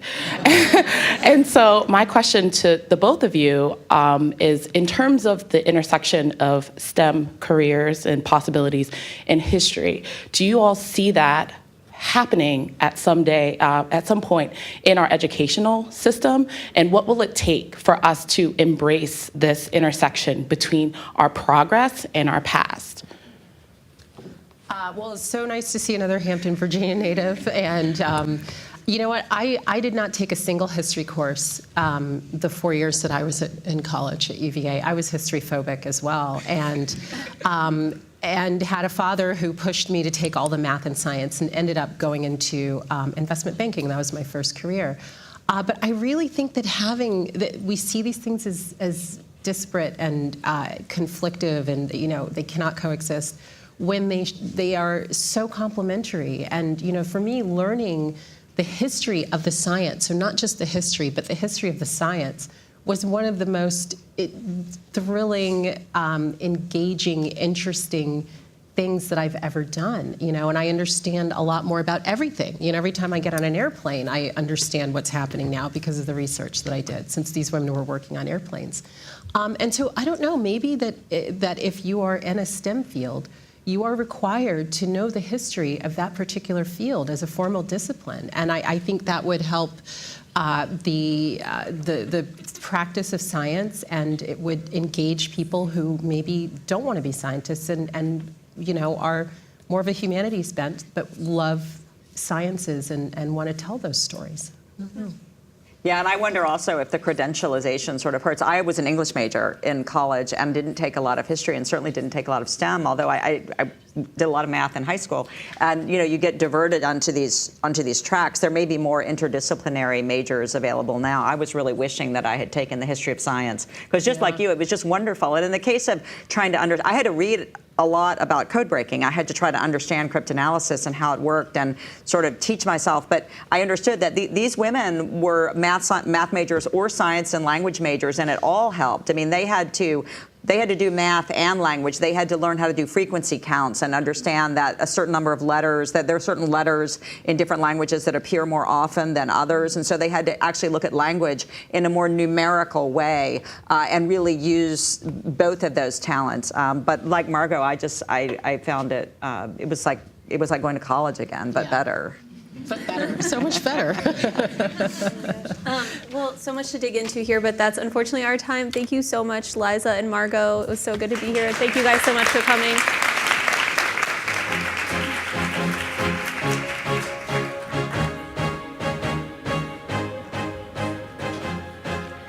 Please welcome Maria Clave, the president of Harvey Mudd College. Cynthia Winston Proctor, the president of the Society of STEM, Women of Color, and a professor of psychology at Howard University. And Emmanuel Schanzer, founder and co-director at Bootstrap. They are here with the Atlantic's Jillian White. Fix that, what's being done to counter that. Maria, I want to start with you. As somebody who covers gender issues, every time I want to talk about gender diversity in STEM, everyone brings up Harvey Mudd endlessly. So with good reason, right? So nationally, the share of computer science majors who are women is 16%, somewhere around there. At Harvey Mudd, it's half, it's 55%. So can you talk a little bit about what has been happening at Harvey Mudd to change that calculation and to get so many more women into computer science? Happy to talk about it. So first of all, Harvey Mudd is on a mission, in case you didn't know. And on the back of my t-shirt it says, educating the next generation of passionate problem solvers. So one of the things, when I arrived at Harvey Mudd, only 10% of the computer science majors were female. And that was about, for the last decade, the number has sort of ranged from about, averaging about 11 to about 15%. And however, the computer science faculty, a year before I arrived, had decided to do something about this. So they had already started working on it. And the first thing they had decided to do was to change the introductory course that every student had to take. And that course was generally referred to as learning to program in Java. Now, in reality, it was not learning to program in Java. Yes, they did use the Java programming language, but it was actually learning about computational principles, the big ideas in computer science. And so they reframed it as team-based creative problem solving in science and engineering using computational approaches, that's where the computer science part came in, using Python. And what they were trying to do was teach the same kind of material, same rigor, same challenge, but do it in a way that was really fun and engaging and not intimidating for everyone. So among other things, if you've been in an introductory computer science course in college, it's very common for there to be one or two students in the class who seem to know everything. And they're almost always male, often white, and they use up all the airtime asking questions, answering questions. And they completely scare, intimidate every other student in the class because they seem to know so much more. So what they did was they split it into two flavors, intro course. Our colors are gold and black. So CS5 Gold was for people who had no background, and CS5 Black was for people who had perhaps an AP computer science class before they got there. And they did lots of other things to make sure that there was lots of support, so you're never sitting in your dorm room stuck with this piece of code that just won't work. There's always lots of other students to help out and so on. They started taking large numbers of female students to the Grace Hopper Celebration of Computing. They offered summer research opportunities to female students after the end of the first year so that they could see that computer science could be used to address problems in society. And the bottom line is that within 3 years, we were at 40% female. And last year, we graduated our first group of CS majors that was more than 50% female. And I'll just say that this is happening in other areas at Harvey-Mudd as well. We're roughly 50-50 in engineering and in physics, which are two other areas where women tend to be underrepresented. So not dumbing it down, making it just as challenging, but providing lots of support, making it possible to see why what you're learning actually matters in the world. Works. Cynthia, I want to talk a little bit about, so we've talked about the gender issue there. I want to talk a little bit about this in an intersectional lens. So oftentimes when we talk about gender issues in the workplace and then we talk about issues of racial diversity in the workplace, they're completely separated. And it leaves this really, really tiny pot of women of color who are kind of disadvantaged on both ends of the spectrum. So I wanted to know if you could talk a little bit about the context of where women of color are when it comes to being incorporated into the STEM world and some of the efforts that are happening there. Okay. Well, it's a pleasure to be here with this distinguished panel, and I just want to put that question in a little bit of context. In my work, I work as a narrative personality psychologist, and I'm a professor at Howard, and so I work with women and women of color in academic and corporate environments. And much of that work really is focused on trying to help women of color identify experiences of gendered racism. So that's a prevalent experience. Sexism exists, and then when you enter racism, it adds a layer of complexity to the daily lived experience that creates certain kinds of stressors. Gendered racism also has the impact on women of color in terms of them being left out certain elements of team science and high-stake projects. And so what we try to do in our work, for example, in the Society for Women of Color in STEM, is we really try to create opportunities to empower them to really shore up their mindset or psychology of success to traverse these fields that still are very isolated, that still don't always recognize the talents that women of color bring. And so one strategy is empowerment of women of color in STEM. And another strategy really is to put some pressure, if you will, on individuals who are administrative leaders in academic environments and corporate environments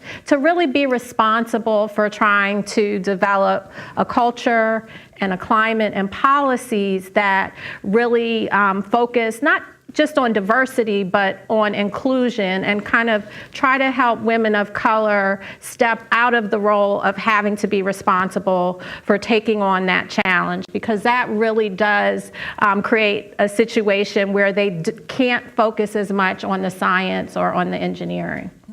Emmanuel, you started out as a developer, you moved to teaching, and then you created Bootstrap. I want you to talk to us a little bit about that path and then explain what Bootstrap is and why you made it. Sure. So I had this sort of like life plan. I was that kid who loved teaching and loved computer science. And I went to school to study both. And I had this idea that I would go to Silicon Valley and sort of make my millions and then pursue my passion for teaching. And, you know, I got to Silicon Valley and I found, as a lot of us know, that the culture is not exactly the most inclusive culture. It was kind of toxic. And so I made the difficult decision to skip over the millions part and to go into teaching. And so my first job was as a high school algebra teacher at a public school in Boston. And I was looking at ways we could use computer science to teach math. And that's what sort of led me on this path to work with an amazing team to develop Bootstrap. So what is Bootstrap? So at Bootstrap, we believe that every single child deserves to have a rigorous introduction to computer science. And like, we're not alone. Lots of people here are like nodding, and we should, because that's great. But I think when we look at what it takes to actually get there, we often run into some pragmatic trouble. So one option is, well, let's just have a mandatory CS class that every child takes. Okay, great. Now we have to recruit, train, and retain 100,000 full-time new computer science teachers nationally. I don't think we've got the money in the budget for that, or the political will to add the money to that budget. And even if we did, there's a finite number of hours in the school day and rooms in the school building. So like, where are we going to put those classes? So like, forget that. Strategy 2, opt-in classes, after-school programs, summer programs, electives. The problem is that opt-in computer science, well, it competes with opt-in everything else. Opt-in sports, opt-in art, opt-in theater, opt-in having a job, opt-in taking care of your little brother and sister. So whenever you have opt-in CS, the only kids who sign up are the ones with the means and inclination. So there goes equity, there goes all. So there is a third option. And the third option is, what if we taught computer science through the existing classes that every child already takes? And to your point, that this also contextualizes them. We're solving problems. We're not just learning some dumb tool. So what does Bootstrap do? So it turns out that you can't just like have kids do some coding in a math class, click your heels 3 times, shout computational thinking, and have success. Infusing computer science into a class like math or physics or history, for example, takes an enormous amount of respect for the discipline that's already in the classroom, for the content that's already there. And so we're an evidence-based group. We create curricula for mainstream teachers who are already in the schools, even if they don't have a computer science background. And we have 4 courses in data science, physics, algebra, and then of course a straight computer science class. And at the end of the day, the result is we're now one of the largest providers of in-school computer science education in the United States. We reach more than 25,000 students each year, taught almost exclusively by teachers with no computer science background. And when you work with the teachers that reach every child, nearly 45% of our students are girls and young women. Nearly 50% of our students are students of color. And so we think that this is a strategy that's been proven effective, and we're continuing to look at ways we can do better. Yeah. So Emmanuel just talked about some of the choke points that maybe can be solved at the elementary, middle school level. I'm wondering, you guys both work at the university level. That's where we think about losing a lot of women kind of as we go up the scale, as somebody said before, of majors and then graduation, finding jobs. What are the things that you think that companies and universities need to be working on to get more women through these choke points so that when we look at the field in general, it's more diverse? I think a really important one is early internships. So by early internships, what I mean is companies offering internships to students who have just finished their first year in college or even before they have started college. Because the single thing we know that really works both for women and for people of color is if you can actually see how something you've learned makes a difference in the world, you're more likely to stay in that major and you're more likely to graduate. And just in the last, I would say, 8 years, Intel, Microsoft, Google, Facebook, LinkedIn, most of the tech companies have started early internship programs. And that's great for a place like Harvey Mudd because they'll come and recruit our students. And one of the reasons they come and recruit our students is because we're half female and we're 20% Hispanic and we're about 10% Black at this point. Those are huge changes since 10 years ago. But what we really need is we need companies throughout the country that are recruiting at every university, every state university, every small liberal arts college, et cetera, because it's easy for our students to get those opportunities, but we need it to be there for every university.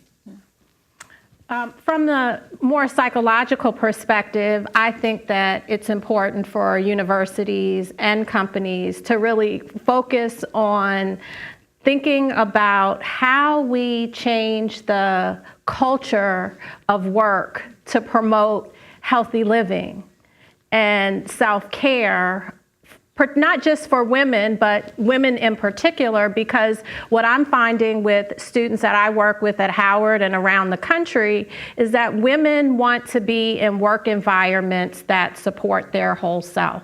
And we know because of the nature of work that there is a lot of stress.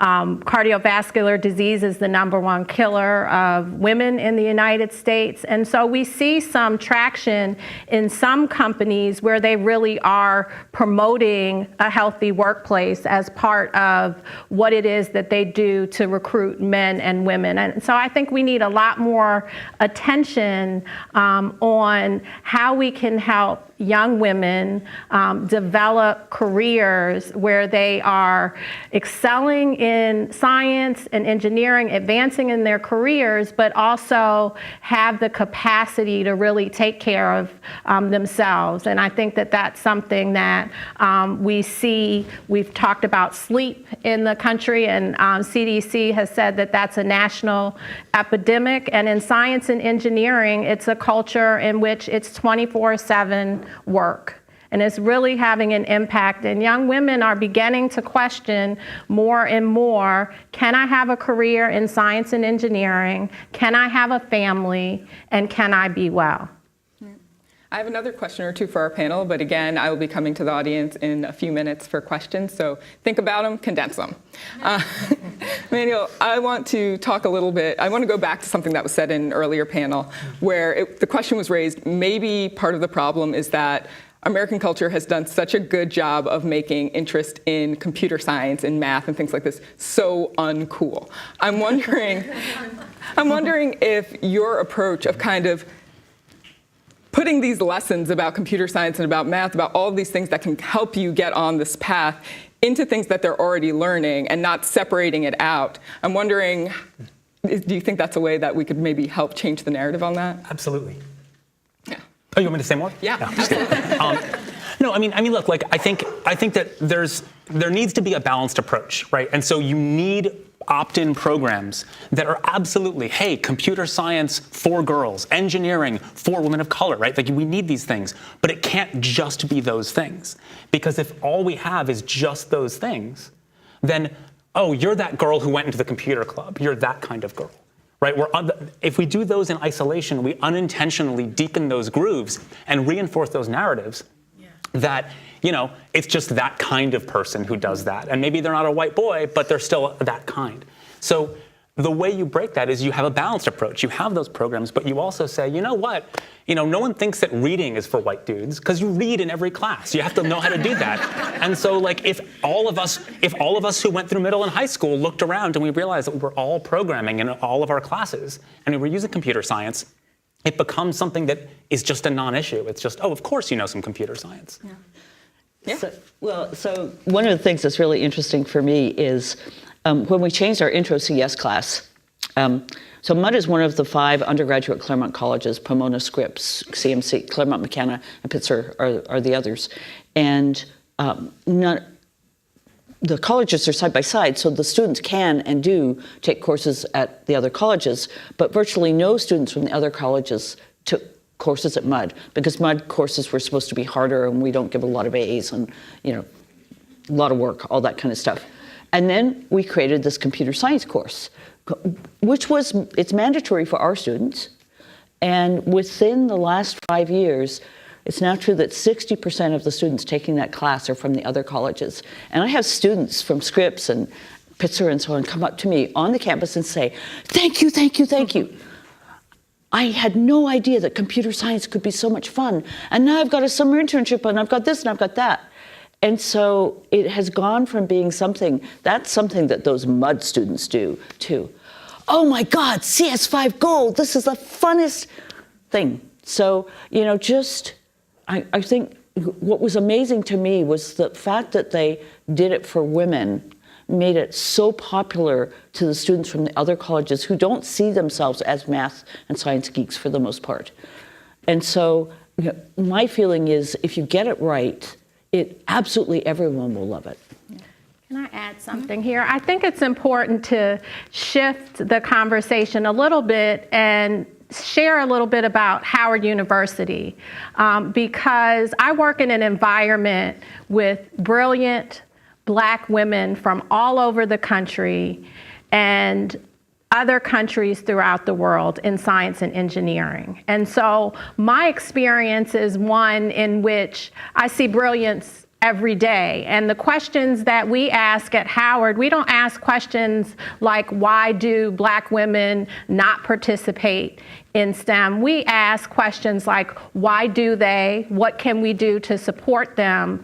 And Howard University actually is a pioneer in diversity. In 1867, We were founded, our founders admitted 4 white women as our students, in a time when in history people weren't admitting women to college. And then our founders also developed a medical school. So if you think about it for a moment and what kind of narrative exists institutionally to believe that former slaves and women can do science, we started there. And so it's no wonder that in 2017 at Howard, we're very successful, top in the country in producing African American women and men in STEM who go on to earn PhDs and in industry. So I think we have something to learn about diversity and inclusion and a psychology of success from Howard University and other HBCUs, because there's something we got right, and also our faculty is very diverse. So it's not just that we have Black professors that make something happen there. So I think we can learn a lot from Howard and our HBCUs. I want to make sure we have time for audience questions. So if you have a question, do put your hand up high.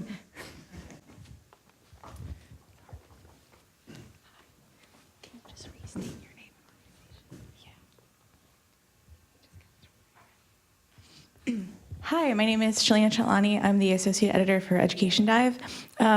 President Claw, this is a question more for you.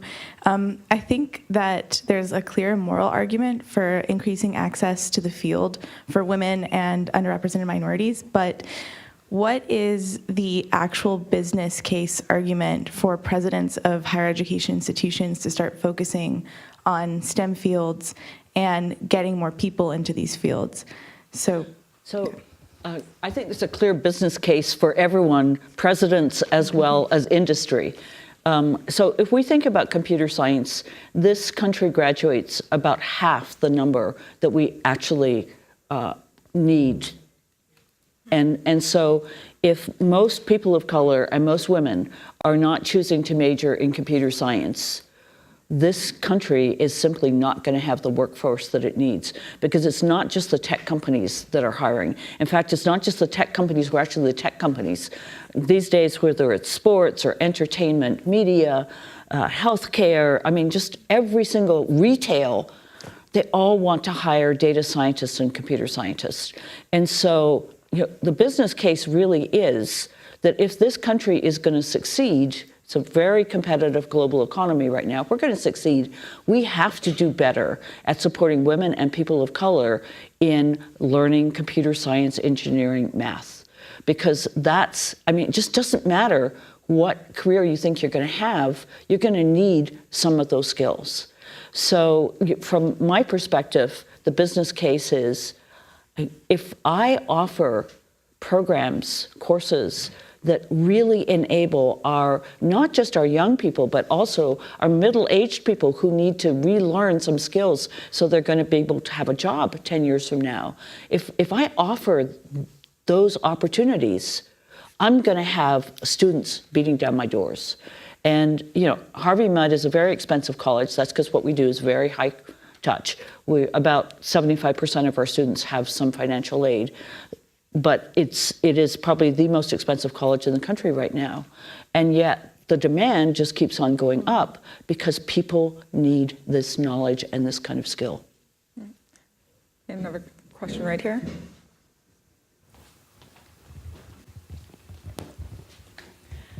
Hi, I'm Keisha Ash from the National Science Foundation AAAS Fellow.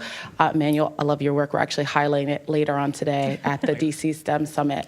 But the question that I have actually is coming off of one of your comments about the unintentional reinforcement of stereotypes. And so I would love all of you, and by the way, I work on broadening participation in computing at NSF. And so I would love for all of you to really address what I see as a bubbling conflict that says, if you're a woman, you're a person of color, you have access to these specific opportunities versus, this other side that has been in power. How do we actually bridge those divides so that there's more of a this increase of diversity in computing is not seen as a threat? I'm going to take that on for a second. So the first thing is there's more than enough jobs for everyone. So the fact that we attract more women and more people of color, that's great. And just in terms of there are so many opportunities and just not enough people to fill them. The second thing I'll say, which is a little bit less Pollyanna-ish, is, when you look at culture, whether it's in large tech companies or smaller tech companies, they have a certain kind of attitude that is often quite competitive and adversarial in a way that many women and people of color just are not comfortable with. Like, so for example, you make a statement and somebody starts screaming at you, "Are you trying to destroy this effing company?" And the word wasn't effing.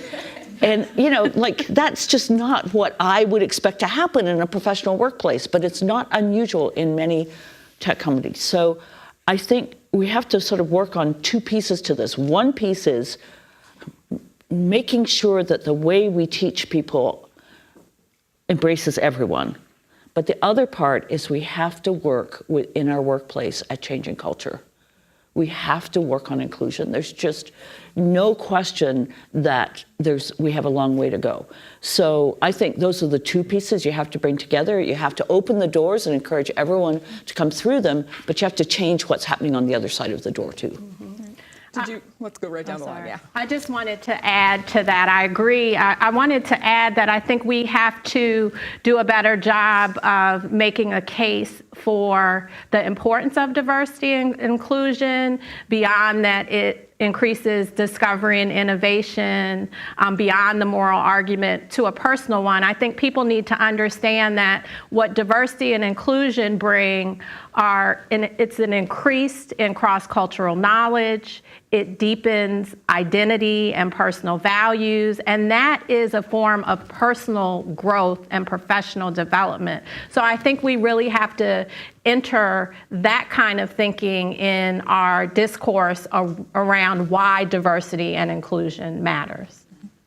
And I'll just say two quick things. One is there's a ton of research out there about how the best way to break down those negative stereotypes and to get rid of this notion of inclusion being threatening to those in charge is to have shared experiences at an early age. So if the computer science classes all look a certain way, regardless of that way, if you have an all-white male computer science class or an all-Latina computer science class, both of those have their individual merits, but the problem is it becomes threatening because by definition, if we're on each other's teams, that's a little scary. So this is, again, sort of an argument towards integrating into mainstream classes, and that's sort of why Bootstrap does what it does. But the second thing I'll leave you with is that often inert knowledge becomes the gatekeeper, right? So it's like, oh, we all grew up sailing, so you know how to sail, and I'll tell a joke about making a cross hitch or some knot. I don't sail. And so inert knowledge becomes the gatekeeper that keeps people out, and when someone doesn't know it, they're threatening. Oh, you don't know how to sail? What are you doing here? And inert knowledge is a huge problem in the way we teach computer science, both in K-12 and at the university level. And what I mean by that is we often focus on the tool. If you met a math teacher at a party and said, "What do you teach?" you might expect the teacher to say, "Oh, I teach algebra, I teach geometry." You'd think they were nuts if they said, "I teach calculator." If you met a chemistry teacher and they said, "I teach Bunsen burner," you would think they were nuts. And yet so often when you meet a computer science teacher, even at the university level, "Oh, I teach Python. I teach Scratch." In no other discipline would we allow that. But that's considered commonplace now. And if all you do is teach a tool, then that's all kids think that they need to learn. And that's why it becomes inert knowledge. If someone walks in and says, "Oh, I don't know C++, who cares? Do they know computer science?" And so changing what computer science is needs to be less about inert knowledge and more about the concepts, like we're talking about here, and it needs to happen for everyone in the same place. Thank you guys so much. Everyone join me in thanking our panelists.